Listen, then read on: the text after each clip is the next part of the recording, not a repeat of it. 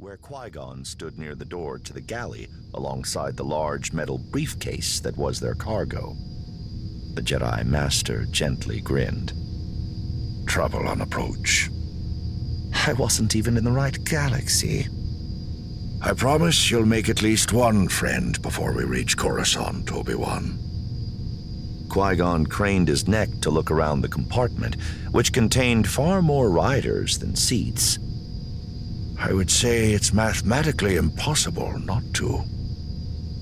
Often in the past, Qui-Gon had encouraged his Padawan to use the quieter moments on their journeys to get to know people, to connect with them.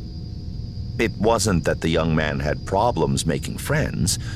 Obi-Wan had a natural ability in that regard. But the structures that turned younglings into Jedi Knights also tended to isolate them, and that could give them the wrong idea about their places in the galaxy. That was why Qui-Gon often chose commercial transport, such as the inaccurately named Regal Zephyr, one of a dwindling number of passenger vessels serving the Utmian Payball, once a key route leading from the Slice to Coruscant.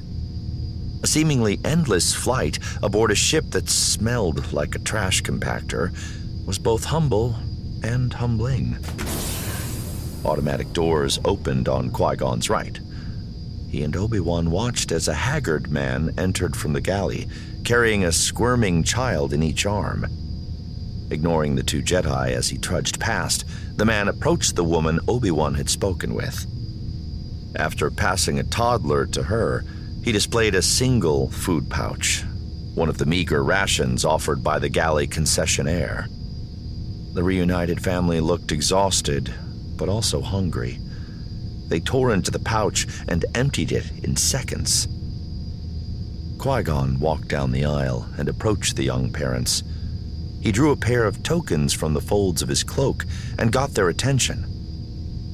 Pardon me, you dropped your meal vouchers. Oh, those aren't mine, the man said, eyeing him. I just used our last one. Then these must have stuck to your shoe. Easy to believe around here. He looked to the hungry children and back to their parents. Please, they shouldn't go to waste. The wary mother stared for a moment before taking the tokens. She rose. Daughter on her hip, she trotted off to the galley. Qui-Gon retreated to his previous station.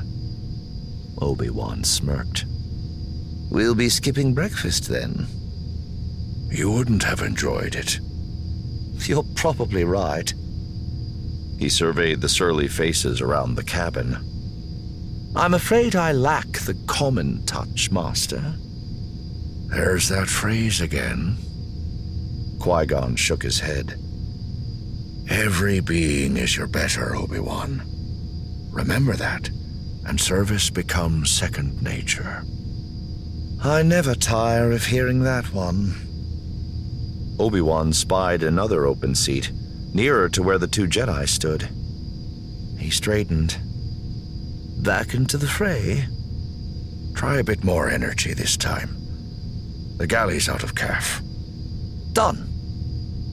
Qui-Gon watched as his apprentice gamely stepped over and sat beside a large, huddled figure.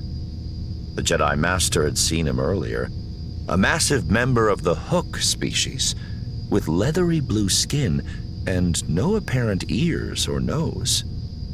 None of that was visible now, as he was wrapped in a cape and cowl. Odd choices, given the warmth in the cabin.